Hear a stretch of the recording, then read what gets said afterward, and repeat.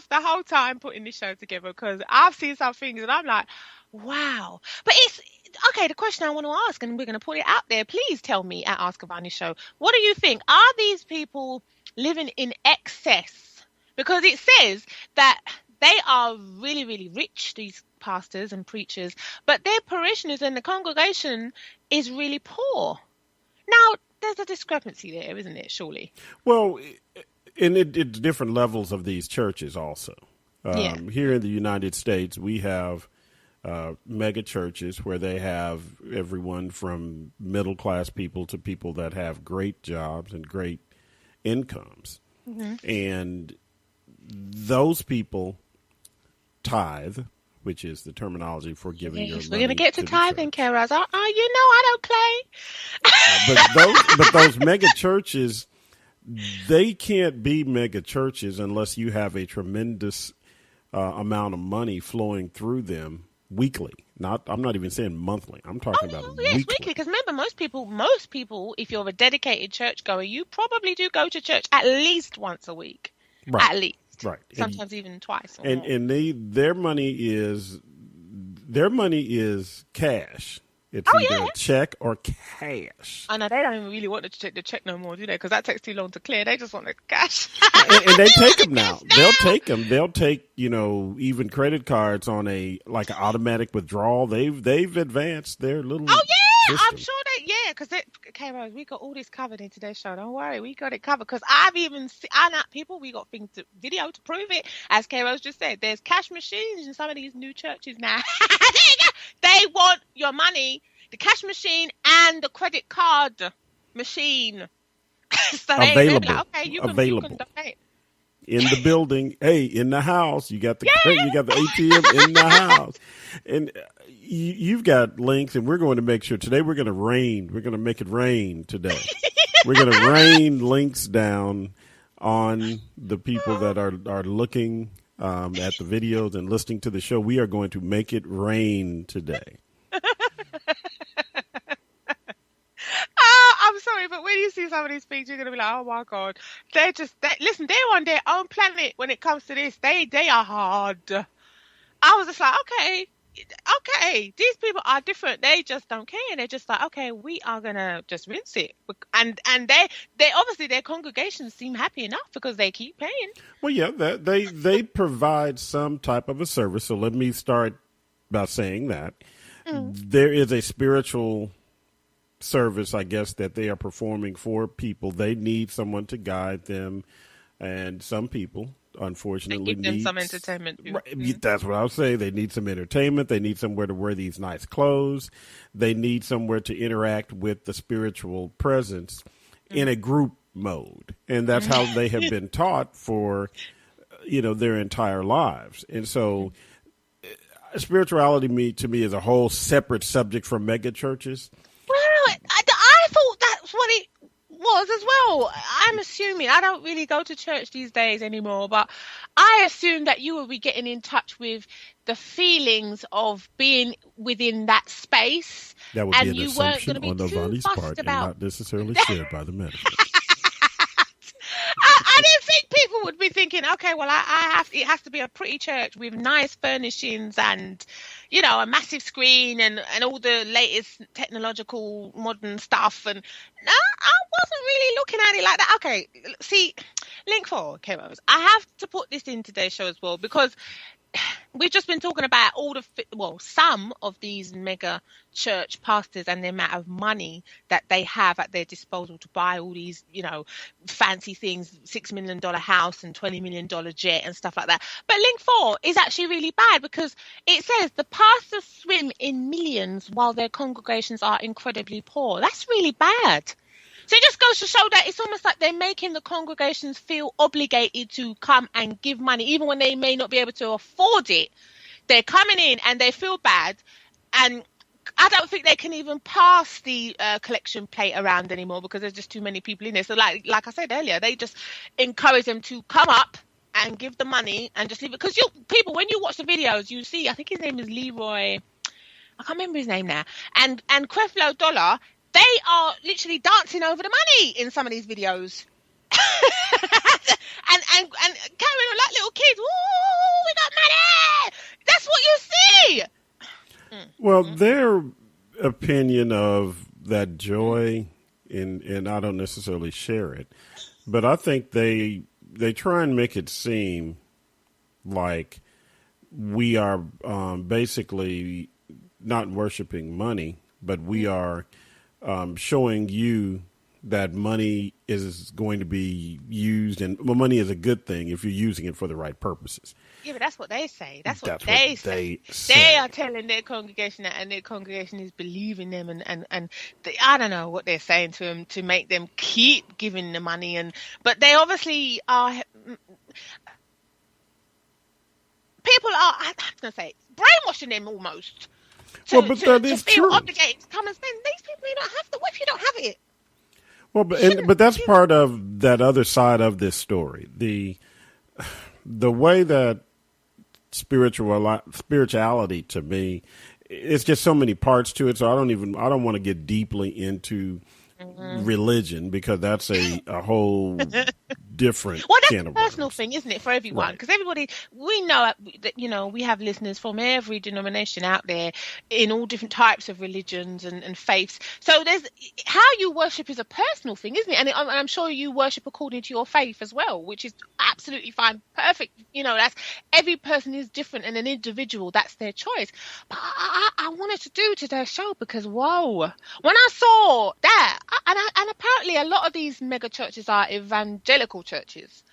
And as I was doing my homework, I was thinking, because to me, I didn't even think about if there was a specific denomination that was more geared towards this type of mega church than others. But I mean, it's like I keep saying, people, it's fascinating the things you find when you go on the internet, when you're looking for things. OMG, I find so much stuff whenever I research for a show. I have to condense it down.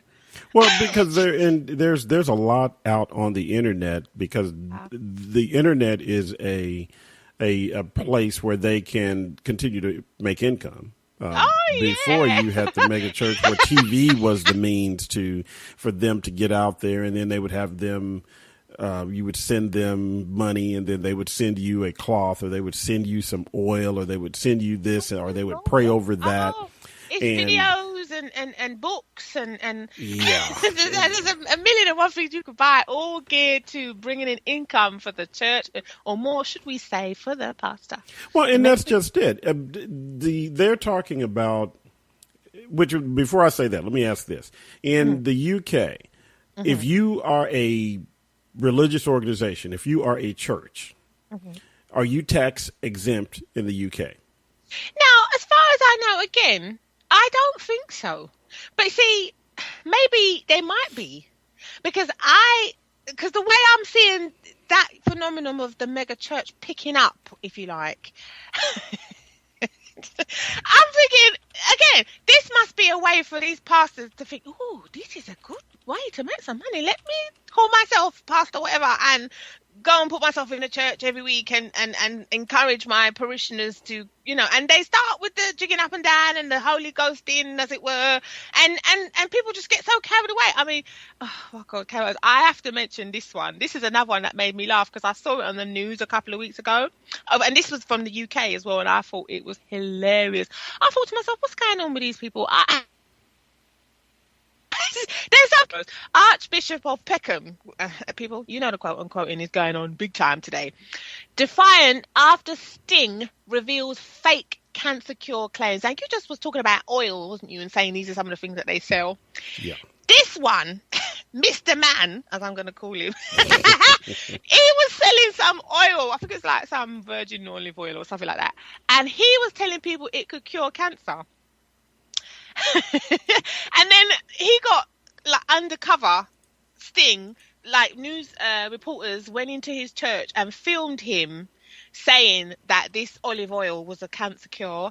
And then what they did was they came out and told him, afterwards they tried to catch him in the car park or something to ask him, okay, how can you be telling everyone that this cheap oil is a cure for cancer? But he was flogging it. I can't remember how much he was selling it for. I have to find out. But this was over here in the UK, in South London, people. We are posting at Ask Avani Show. because people just be like, okay, she's having a laugh. But and apparently he called the senior reporter who jumped out on him an agent of the devil because he didn't like her exposing him. And saying that, why are you selling this oil? Because he was saying that it cures diseases and it can be used to heal. And then he also claimed that it could cure infertility. So I'm like, okay. Well, hey, if it's fixing everything else, you might as well throw that in the bucket. Listen, people, please go and read, because there's a lot more things in that article about this man, which I won't even bring up today, because wow. It basically shows him that he's coming across as a big time fraudster, and you just think, how do these people get to go around saying things like this? And more to the point, why do other people believe them and start handing over their money? But that's the premise for life. Oh, God. There have been snake oil salesmen, as they have been called, since the beginning of time. I mean, well, apparently he is a self-declared and an evangelical preacher. He calls himself the Archbishop of Peckham. Well, so okay. I'm like, okay. And everybody over here in the UK, especially if you live in the South London area, Peckham, all these areas. You're all laughing at me. I'll probably say, yeah, big up Peckham. Well, but as you go with the subject for the show is basically about mega churches, and we're talking about. You start off with a group of people, which is a church, and a church is supposed to be a place where you're supposed to, I guess it's informational. You're supposed to learn about the spiritual aspect of the world.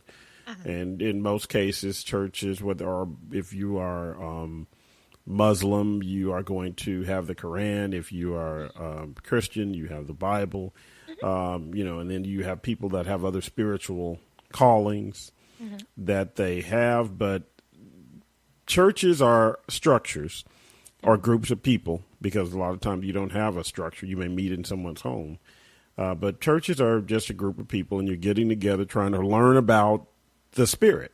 And I say the Spirit a lot because I don't, because everybody has their interpretation of what God is. Absolutely, yeah. And from the book that you are choosing to reference as part of your faith, isn't it? Right. And it's, as you just said, whichever book that may be, the Bible, the Quran, whatever that may be, you are believing that the preacher, or whatever you call them, the pastor, the clergyman, you are believing that person when they are telling you, and you're hoping that especially if you have any problems, your pastor can give you a sermon or can give you some writings or something that will help you to be able to deal with your problems, so that you don't get super stressed out. And people go to these places for sort of, as you say, help and they want companionship, and they want to be around people that they feel will support them, almost like an extended family, almost, I suppose, as well. Right, it is. I believe that, and I think we're brought up as human beings to find someone to help us, or someone to guide us. That's just part of our makeup. When you're in, kindergarten or preschool, you have a teacher. When you're going through any kind of school, you have a teacher. When you get to university, you've got a teacher. When you get a job, 9 times out of 10, unless you're an entrepreneur like Avani and I, you have someone that's the boss. So you're always taught to have someone else outside of your space being the person to instruct you in things. So it's a natural progression in my opinion, it's a natural progression for the spiritual side of it to have some guidance and leadership for someone to explain. But and someone to be by your side if in times of trouble, for example, someone for you to go to, so you can, they say a problem shared is a problem halved, and you may not just go to your other fellow church members and talk to them about things, because you never know, somebody might have gone through something similar, or maybe have gone through exactly the same thing as you, and you think, okay, this person understands, I can tell them what's going on. You will probably seek some time with your pastor one-on-one, or the pastor and maybe another person from the church, so that you can talk to them. Or you might want to, depending on your faith, you may want to give confession and offload that way. It as I said, each faith has different things where you can go and feel that you are supported. But these churches, I'm just going to say it, Carol, listen, they don't just give support. They expect financial support in return from the parishioners. That's what they want. And that's what they get, because they are always trying to get these parishioners and these